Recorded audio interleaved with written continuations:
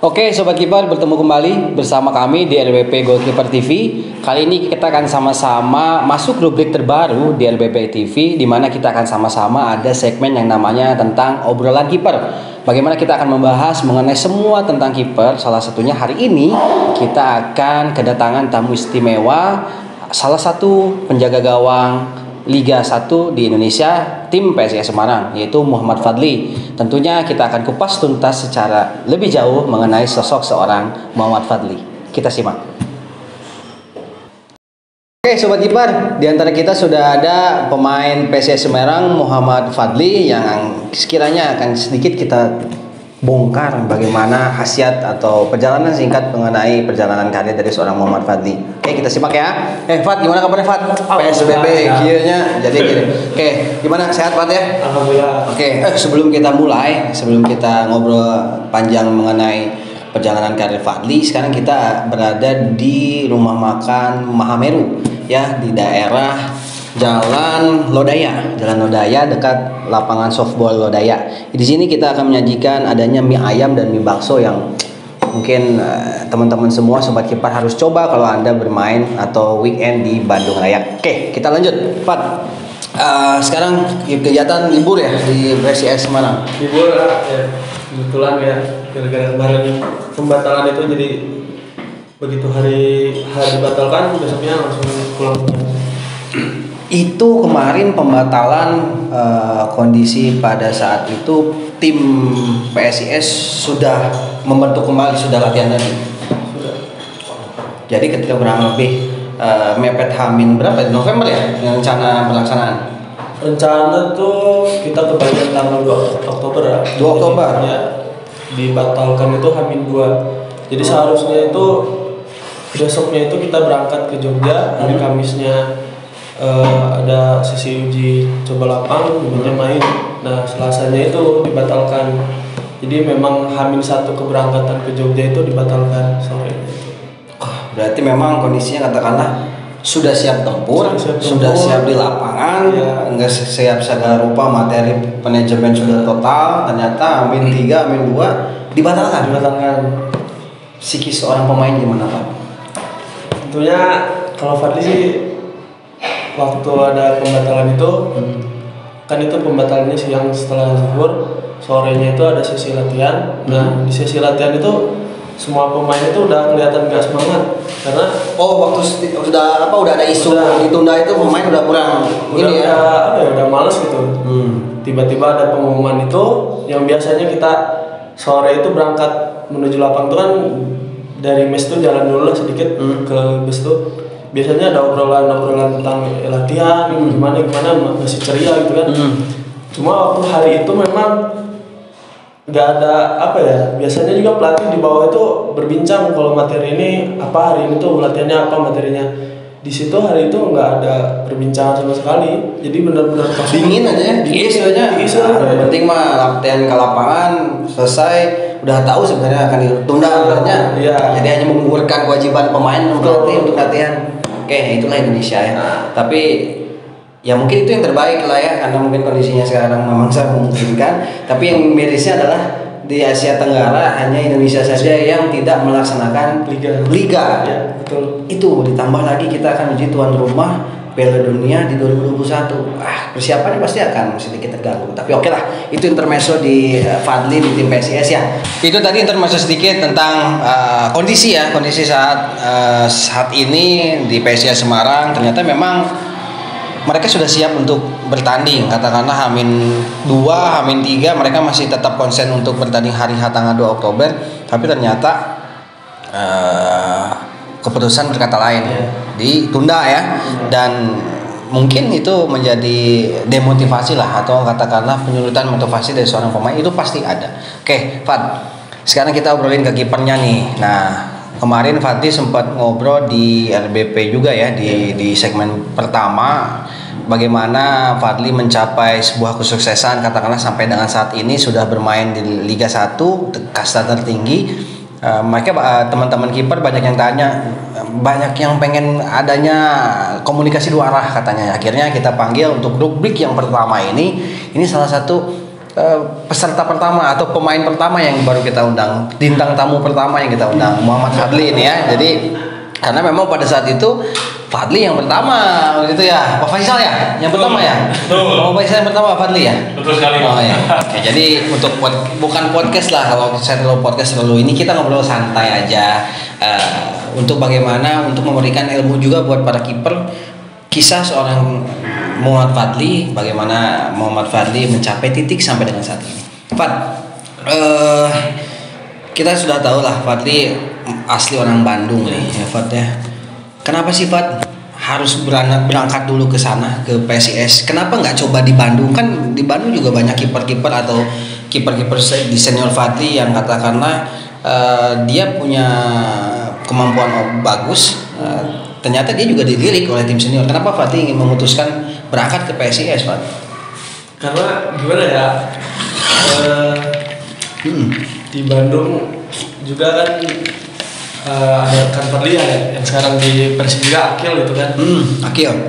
Artinya kalau misalkan Fadli berada di Bandung, ya Fadli harus di apa ya istilahnya di bawah bayang-bayangnya. Pernah satu tim sama Akil? Pernah sempat latihan bareng. Cuma kan karena ya mungkin harus ada jalannya keluar, terus bincang-bincang juga sama senior dan pelatih-pelatih gitu, katanya kalau kamu mau pengen berkembang coba dulu di luar kota, ya dulu di Bandung berkembang dulu, nanti siapa tahu kalau memang sudah berkembang Bandung pun akan melirik gitu intinya. Dan ya apa ya, salah satunya kalau kita di Bandung terus kan artinya kita di zona nyaman terus gitu kan. Iya, betul. Kita harus keluar dari zona nyaman itu gitu untuk meraih suksesan, berkembang, karir. Ya harus keluar dari zona nyaman, cari lingkungan baru kayak gitu. Itu yang saya nggak lakukan pada saat dulu saya banyak aktif bermain. Saya dulu masuk Persib di usia 15 tahun, tahun 2004 saya masuk sampai terakhir keluar di senior itu 2013. Di situ saya terlalu santai, terlalu zona nyaman. Katakanlah di usia level junior saya ya intilah katanya terlalu banyak mengikuti prestasi. Tapi ketika di senior saya jauh sekali tidak pernah saya dapat kemasan main. Terlalu nyaman, terlalu lama di situ. Nah, mungkin juga ini salah satu tips ya, atau misalkan teman-teman kiper ya khususnya ya, umumnya juga pemain yang lain mungkin. Kalau memang katakanlah daerah sendiri, pasti siapa yang tidak bangga bermain di daerah sendiri. Pasti Fadli juga pengen ya main di Persib ya, pasti. Itu salah satu batu loncatan PSIS, nanti kemana pengen tujuannya ya di Persib gitu kan. Ya, tapi kalau misalkan memang di Bandung atau di kota kelahiran, mohon maaf ya, belum menghargai atau belum dilirik, enggak sebenarnya berangkat aja, nggak usah pikir panjang ya. Betul. But sekarang kita lihat persaingan kiper nih. Posisi kiper ini kan posisi yang sensitif, Pak. Di satu lapangan kiper ini yang main cuma satu. Iya. Ya kan? Beda sama back. Ya. Ada 4, ada pakai 3 back. Ya kan? Pemain tengah ada yang pakai 5, ada yang 6, ada yang 4. Striker ada yang 2, ada yang 3. Jadi katakanlah posisinya diperbutkan oleh tidak hanya satu orang, tapi kalau kiper the one and only gitu. Iya. Satu orang itu. Kenapa Fadli sampai katakanlah masih mau gitu memperjuangkan menjadi kiper? Karena kan kalau katakanlah jadi striker bisa aja kan main babak kedua muncul gitu. Kalau kiper nunggu cedera, kartu kuning, blunder, dah 3. Apa ya? Karena nyaman sih ya. Yang penting, yang utama tuh memang nyaman posisi kiper tuh, karena ya gimana ya, pasti menjadi sorotan gitu. Ketika kita punya aksi yang bagus, supporter penonton tuh pasti sorak-sorak gitu ya. Nah itu kiper tuh istilahnya bangga ya kita tuh kayak pemain sirkus gitu. Kita melakukan atraksi pasti dikeprokan lah istilahnya. Keprokan, tapi sakirana blunder di popoyok dah, wah gelo. Itu seni. Kalau saya dulu saya lupa siapa yang bilang, pelatih pernah bilang kalau posisi kiper itu posisi yang seniman, paling seniman. Kenapa? Karena mereka yang paling banyak diberikan aplaus atau dicaci maki oleh penonton. Kalau misalkan seorang kiper bikin blunder sekali aja, salah sedikit di dekat daerah gawang lepas jadi gol. Kalau striker salah syuting out, wah halus keneh. Ya, betul. Benang tiang teh sebenarnya teh gagal. Bener tuh. Bener tuh. Ini gawang badag gitunya, gawang badag. Benang tiang gagal pertama. Bener tuh. Sama ya kan? Ya, tapi ya kurang fair oke nya sih ya. Bener. Kiper juga teh. Kurang Karena sama-sama melakukan kesalahan, tapi nu dicecer teh kiper deui. Tapi syukur alam. Iya sih. Jadi karena melihat kalau misalkan posisi kiper itu kalau misalkan dia langsung berbuat salah akan merubah kondisi. Nah, Asal misalkan El hiji 0 jadi 2-0, El hiji 0 jadi hiji 0 jadi itu gitu kan. Tapi kalau striker salah syuting out keluar kondisinya masih 0-0 mau ditarik kan? Benar kan? benar. Pemain tengah salah passing sok sekelas pemain timnas saya sebut misalkan Bang Firman Utina, Supardi atau siapa salah passing pasti pernah tapi ketutupan Ya.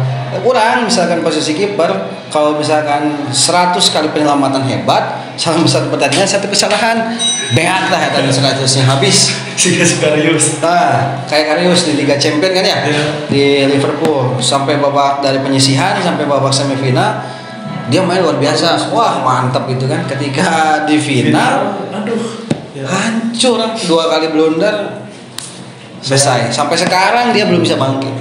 Nah itu tantangannya seorang kiper itu ya risikonya besar banget tapi Fadli bilang nyaman. Nah gimana caranya Fadli nih supaya tetap performanya bagus dan bersaing di posisi itu sekarang? Kalau Fadli sih pikirnya tetap dalam latihan itu bukan persaingan ya. Kita punya jadi PSIS ada 3 kiper gitu kan. 3 kiper ya? Ya 2 kipernya memang senior lah, jauh lah pengalamannya sama Fadinho. Cuma kita bertiga itu dari sisi ketika latihan itu nggak menjadikan sebuah persaingan. Kita melakukan latihan itu ya semata-mata untuk berkembang untuk diri kita sendiri gitu. Ketika misalnya Bang Jandia nih, Bang Jandia ada kekurangan, Mas Joko ini punya kelebihan di tutup, saling mengajari, apalagi terlebih Fadli gitu kan. Fadli di situasi ini merasa beruntung karena bukan hanya 2, ada 3 gitu kan. 3 Komang. Ya 3 mentor gitu kan.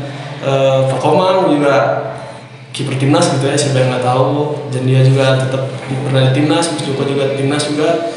Artinya ilmu itu banyak gitu buat Fadli, bukan jadi alasan Fadli minder karena ketiga-tiganya punya label bagus, sedangkan Fadli tidak punya label. Justru di situ adalah kesempatan gitu karena mereka punya ilmu yang buat bisa Fadli berkembang lebih baik lagi. Oh, jadi memang kondisi sekarang ini sebenarnya kalau misalkan merebut posisi sebenarnya itu saingan ya.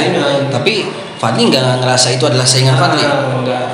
Kita justru itu Fadli anggap sebagai mentor gitu. Mentor ya. Mentor. Tapi kan pasti ada perasaan ini sepengalaman ya.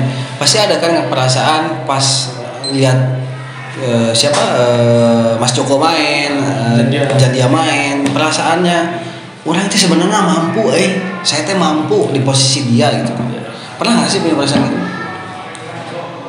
Pasti pernah ya.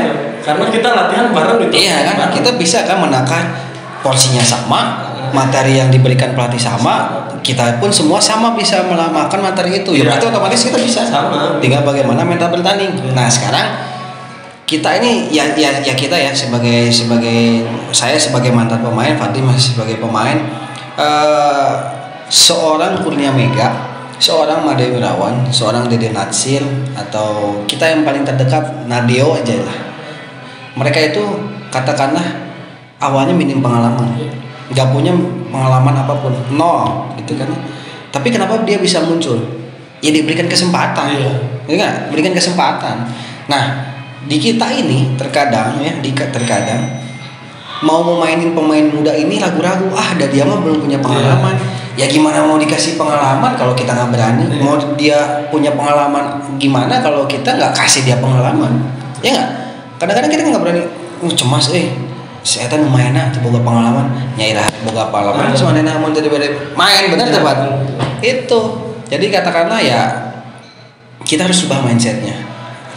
Maksud kita nih bukan bukan apa ya Pak, bukan memberikan sepenuhnya langsung kepada pemain muda, bukan, tapi secara bertahap. Iya. Ya kan, misalkan Fadli sekarang usia 21 sebenarnya sudah manggung saat ini. Tapi katakanlah di Indonesia 21 ini bisa dianggap muda, masih sangat muda. Tapi kalau misalkan saya sekarang menekuni pelatih, pasti ingin memberikan secara bertahap. Awalnya Fadli nggak masuk line up, gitu kan? Yang masuknya Mas Joko sama Jandia, gitu kan?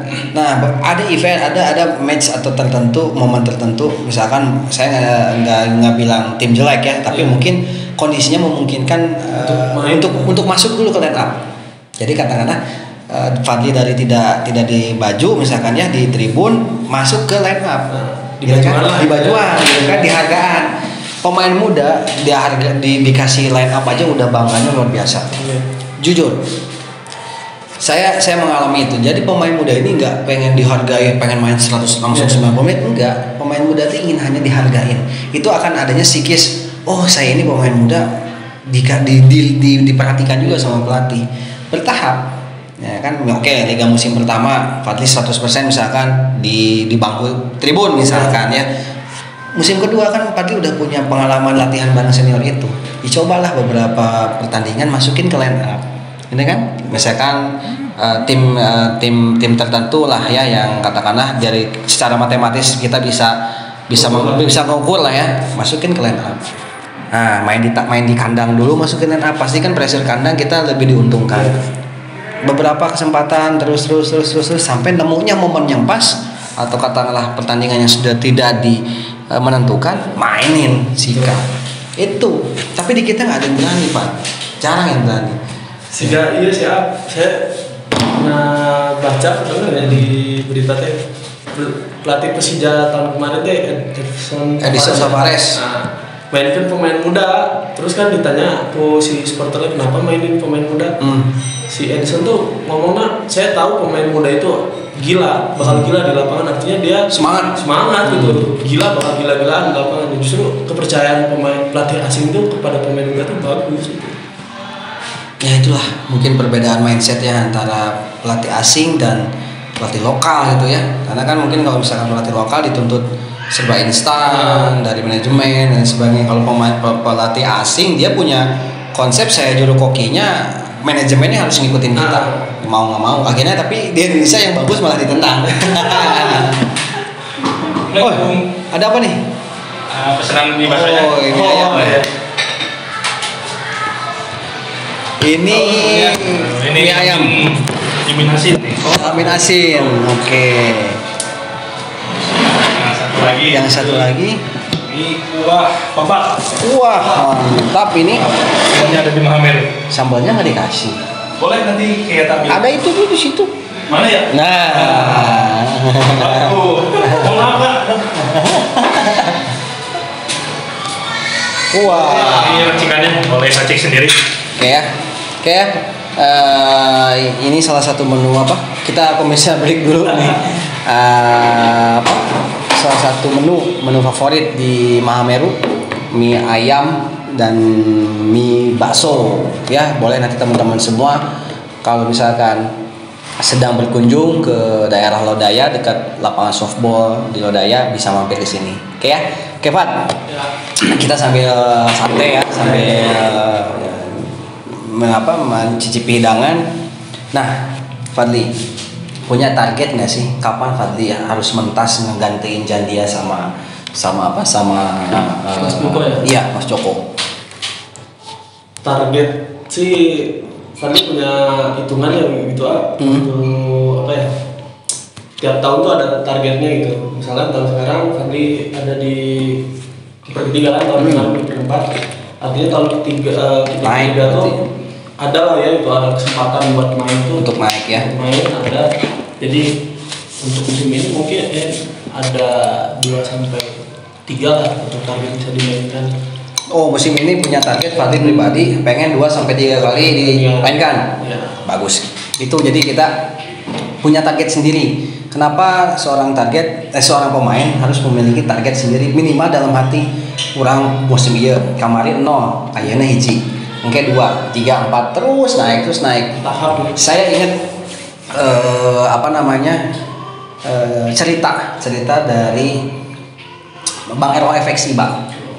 Bang Errol FX IBA kalau tidak salah pada saat itu hijrah dari Papua ke Jakarta, kemudian ditawarkan ke Semen Padang. Pada saat itu ke Semen Padang, beliau kondisinya adalah sebagai pemain cadangan. Dia seniornya saya lupa siapa, tapi dalam prinsipnya dia ini tidak ingin langsung serba instan. Yang pertama saya dari Papua hijrah ke Jakarta, kalau salah di Ragunan itu saya punya kuliah gratis, sekolah gratis. Dari situ setelah selesai sekolah, tujuan saya harus main di liga. Minimal kalau main di liga penghasilan saya punya. Itu dia selesai. Nah, setelah masuk di sebuah tim, yang dia pikirkan adalah bagaimana setelah dia seleksi setelah dia seleksi ini masuk ke Semen Padang itu dia seleksi. Setelah di Semen Padang, tujuan dia yang penting saya harus masuk dulu 30 nama tim. Setelah dia masuk di 30 nama tim, pikiran dia yang penting dia harus bisa di 18. Nah, setelah 18 belum bisa juga nih, dia udah kedapat, sekarang dia udah masuk line up gitu ya, udah nggak di baju lah gitu ya, di 18 di baju. Setelah itu ada momen dia jadi pemain pengganti.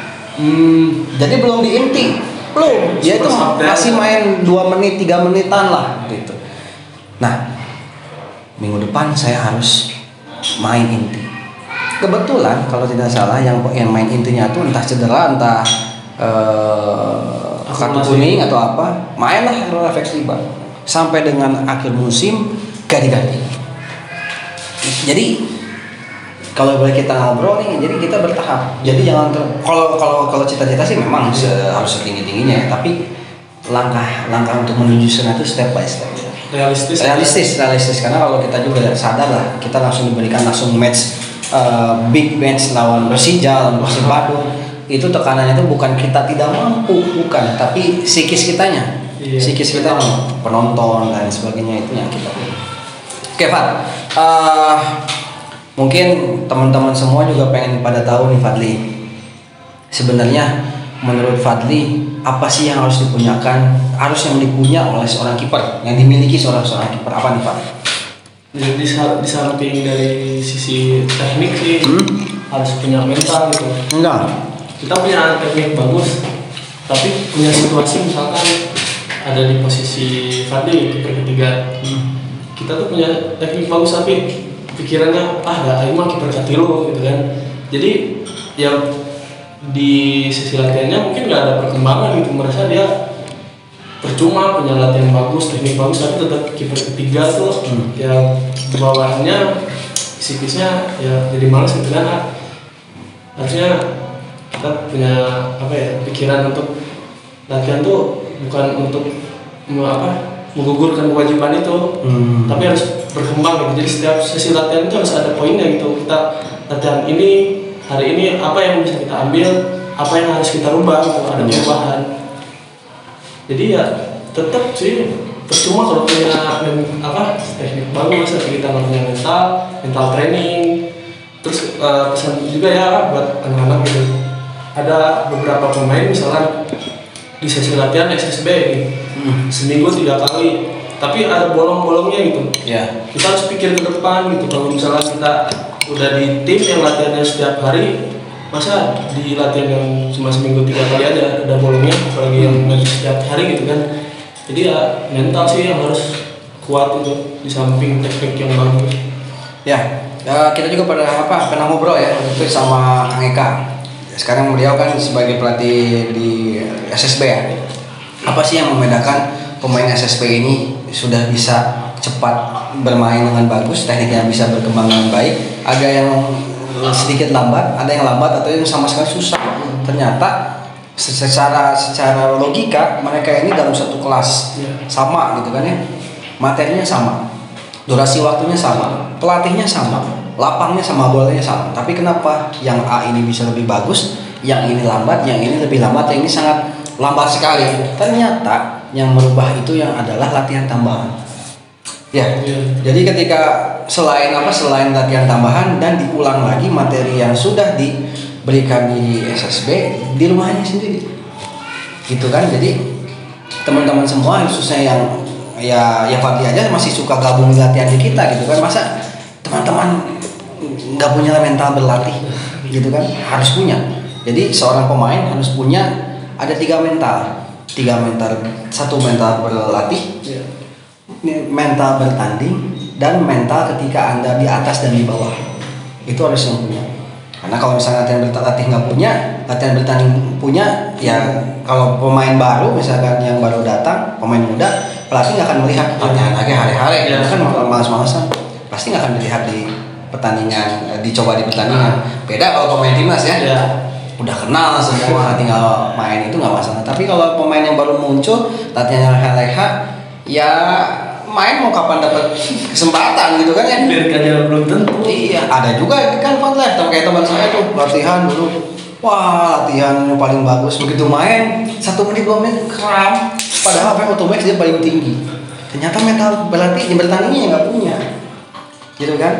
Jadi harus balance. Ada lagi ketika teman saya sedang naik, dia bikin blunder, bikin salah, down mentalnya nggak bisa apa lagi. Ada yang banyak seperti itu.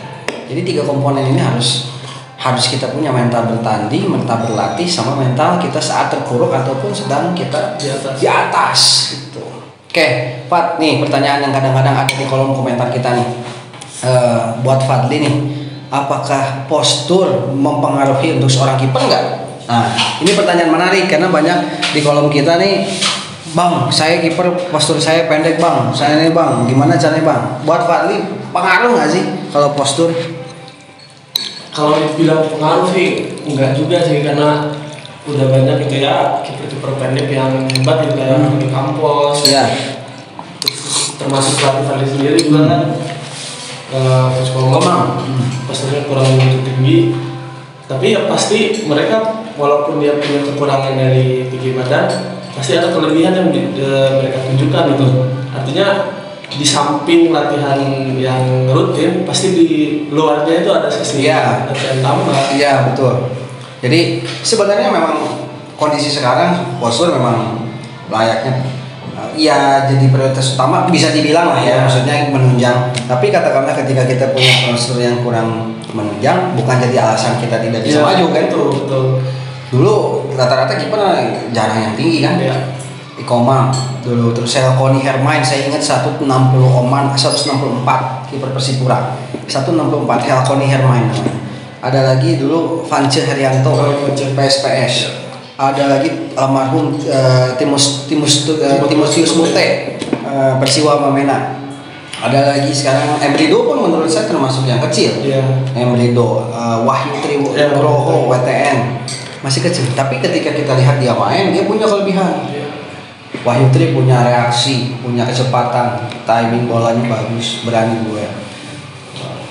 Reaksi ya, kecepatan, agility, sama halnya dengan siapa? Rido. Punya gitu kan. Ikomang dia punya positioning yang bagus. Positioning, ketenangan. Cecep Supriyatna punya ketenangan, kecil sama gitu kan. Jadi kalau misalkan menurut saya, yang mungkin saya ya memang sebagai pertunjang seorang kiper, tapi ketika kita tidak punya ya tutupi dengan kelebihan kita yang lain. Benar nggak? Itu ya. Jadi buat para kiper, khususnya sobat kiper yang tanya nih banyak di kolom komentar, gimana sih Bang kalau posisi saya kiper tapi badan saya ternyata pendek, relatif pendek? Ya nggak usah khawatir gitu kan. Pengalaman saya dulu waktu umur saya 21 tahun dulu, waktu tahun 2009 2008, saya sama pelatih pada saat itu tidak pernah masuk skema pertandingan, skema pemain inti nggak sama sekali, nggak masuk banget, nggak dilihat sama sekali. Almarhum? Oh iya, almarhum Pak Haji Brata, pelatih kepalanya Mustika Hadi, Pak Mus. Saya di situ secara belak-belakan beliau menyebutkan bahwa saya adalah sebagai kiper pelengkap pada saat itu, karena pada saat itu punya kiper X yang Persib 21 tahun kemarin, Cecep Sukadar gitu kan. Jadi terang-terangan bilang ke saya di mes, kamu di sini sebagai kiper pelengkap, bukan saya proyeksikan untuk sebagai pemain inti pada saat itu. Saya ingat banget. Berjalannya waktu, latihan, saya peduli amat. peduli amat mau dia punya statement saya kiper pelengkap, tapi saya punya prinsip dalam miniat saya pada saat itu, saya harus ngebalikin omongan yang dibilang saat pelatih waktu itu, aing nungguan momen gitu kan. Nah, pada waktu itu ada turnamen di Pekalongan, HW Cup namanya. Sekarang juga masih ada kadang kalau nggak salah. HW Cup. Waktu itu yang berangkat itu saya, Cecep Sukandar sama Imam Arif.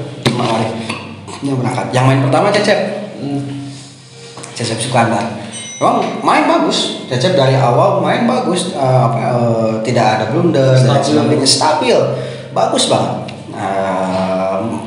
Tidak layak untuk tidak harus diganti pada saat itu, luar biasa main. Tapi ketika satu momen dia kartu merah pun dia itu sebenarnya itu kalau menurut saya keputusan yang bagus, karena ketika sudah main to man dia hajar pemain lawan di luar kotak penalti, ya selesai daripada masuk. Kondisi kita menang 1-0.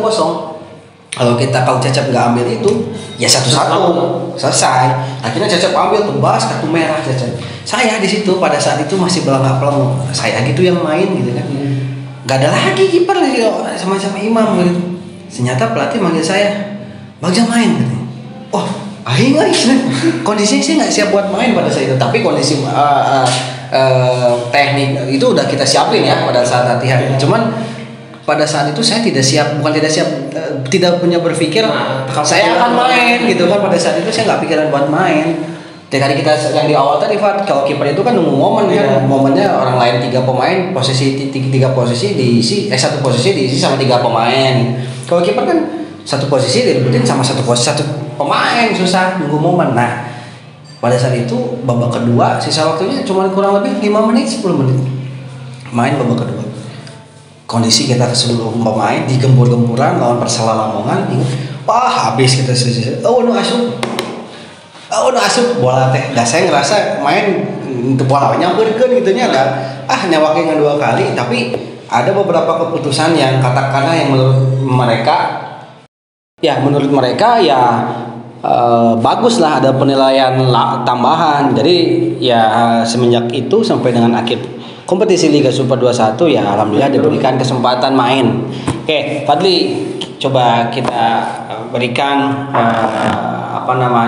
masukan lah buat para kiper muda khususnya yang tentunya ingin mengikuti jejak Fadli. Ya, yang pertama harus berani. Sebentar, sebelum saya lupa, sebelum kasih pesan-pesan buat kiper muda. Nah, saya mau tanya dulu senjatanya ya. Senjatanya Fadli nih. Kalau kiper kan ada tambahan ya, Pak Faisal, tambahan sarung tangan motor ya? Ya. Oh, bukan. Oh ya, sarung tangan kiper ya. Sarung tangan kiper asli. Nah, Fadli lebih suka yang seperti apa sih, Fad? Ada yang tulang atau finger atau yang gimana sih? Ya, coba Bapak Faisal. Waduh, apa tuh? Merek apa tuh? Ini produk lokal pride ya, dari Bandung, merknya Tunas. Terus harganya sih worth it lah gitu dengan kualitas yang ada. Berapa nih teman-teman bisa lihat? Fadli sekarang pakai ini? Ya, untuk apa? Udah resmi. Belum. Itu buat karena Aldi katanya cepetan kontrakin Faisal Fadli maksudnya. Kalau Faisal ketingginya udah jadi kiper emang. Gimana Pak? Ini terbaru ya? Terbaru. Jadi terbaru yang sebelumnya namanya Eclipse, sekarang serinya Volar. Dari material sama aja sih kayak yang Eclipse yang kemarin. Cuma ini lebih karena fiturnya nggak pakai finger save itu ya, jadi lebih menyesuaikan lah sama tangan gitu kan. Kalau yang nggak biasa pakai finger tiba-tiba pakai finger nggak enak gitu. Terus apa lagi? Ini lateknya aku mah apa? Lateksnya saya tengah artikan latek bola. Banyak. Bola mah saya dulu ya, pakai sarung tangan, pakai merek penalti. Pernah nyoba penalti Buffon. Bukan yang Buffon, kalau saya yang Espanyol, yang merah. Itu saya pakai. Harganya 125.000. Belinya di Barcelona, dia ke Sambi. Kalau ke orang lain ngasih harganya 185. mungkin karena sering beli ke situ ngasih 125, saya kasih main pakai itu. Ini lateknya sama kayak merek 3 strip. Bener loh, serius. Tapi itu emang rasanya enak banget itu pakai. Ini lateknya gimana, Pak? Lateksnya ya kalau sekarang kan jenis lateks beda ya. Yang paling bagus ya kontak lateks itu ya. Jadi Kontak latek. kontak lateks. Kontak lateknya gimana? Tinggal di Nokia mah Sama lah gitu. Tapi kalau udah pegang bola kerasanya beda lah gitu kan. Oh. Terus durable-nya lebih bagus. Cuma kan kalau harga menentukan. Ini berapa ini harga nih, Jonas? Belum boleh tahu. Belum boleh sih. Udah hampir sold out kan. Udah sold out kalau. Berapa ini? Kalau demandnya paling 240 lah. 240. Teman-teman bisa 240. Kalau harga Fadli 230. 230. Ini lokal ini. Lokal. Antapani. Antapani. Siapa? Renaldi. Oh, mantep nih. Mudah-mudahan ada juga ngelempar satu ke saya nih. Yang 3 strip. Yang ini aja nggak apa-apa. Yang ini juga saya terima. Ya. Dulu saya pernah pakai ini Jonas tahun 2015 waktu saya di PSGC. Waktu itu Jonas pertama kali keluar. Model UFO ya, yang warna kuning. Saya beli 2, kuning sama yang hijau atau kuning ya? Warna biru. Ya, kuning ya. Yang gini lah. Waktu saya beli 2 langsung karena ditawarin sama siapa ya, Jalu. Ditawarin Jalu waktu itu, cobain pakai ini katanya. Saya beli kan biasa naik pakai 3 yang checklist biasa. Pakai yang tempo biasanya pakai. Tapi pas ditawarin waktu itu sama Jalu, ada merek bagus, katanya merek baru, kualitasnya enak katanya. Jonas, jujur pertama kali dengar kayak nama ini gitu kan, bukan nama artis, nama tempat foto di jalan situ.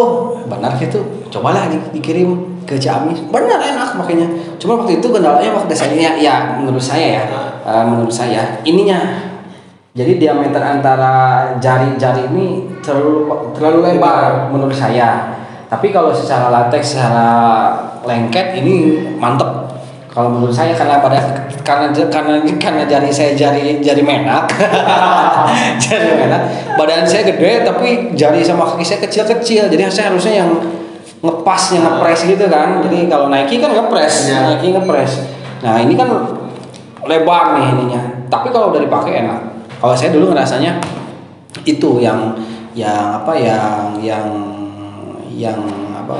harus saya pertimbangkan waktu itu.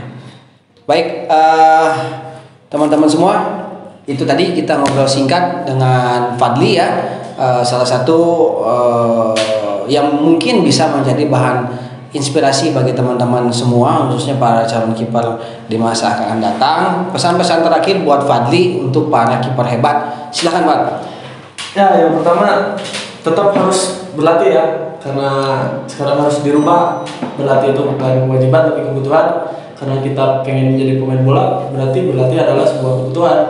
Artinya kalau misalkan kita ada pilihan, misalkan teman kita ngajak main karena kita pengen mau jadi pemain bola, berarti rezeki pemain bola ada di lapangan, maka kita harus latihan. Terus kalau nanti misalkan sudah punya tim atau ya udah mentas gitu ya, terus bingung mau kemana, ya tadi saran yang di awal, kita harus berani keluar dari zona nyaman tersebut untuk bisa mematangkan, terus untuk kita bisa berkembang lebih baik lagi. Seperti itu Pak. Wah mantap ya. Jadi rekan-rekan semua catat, jadi reminder di handphone teman-teman semua ya. Jadi kamu teman-teman kiper semua harus berani keluar dari zona nyaman. Jangan sampai sudah sekarang posisi enak kebablasan, malah jadi tidak ada saingan dan tidak ada pressure, malah jadi turun nantinya. Oke, terima kasih sekali lagi Fatih waktunya.